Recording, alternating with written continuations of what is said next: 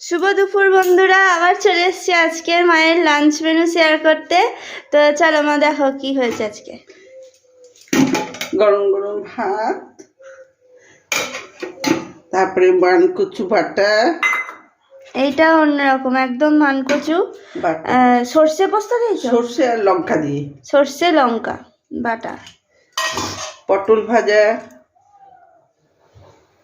আর আলু ভাজা, গোল গোল করে আলু ভাজা, শিম পোস্ত, শিম সর্ষে পোস্ত, শিম সর্ষে পোস্ত।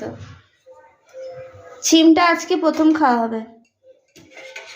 আচ্ছা, ডাল মাছের মাথা দিয়ে, রুই মাছের মাথা দিয়ে ডাল, মুগ ডাল, আর পাঁচমিশালি তরকারি, কুমড়ো আলু মূলো এই শিম দিয়ে একটা তরকারি, নিরামিষ।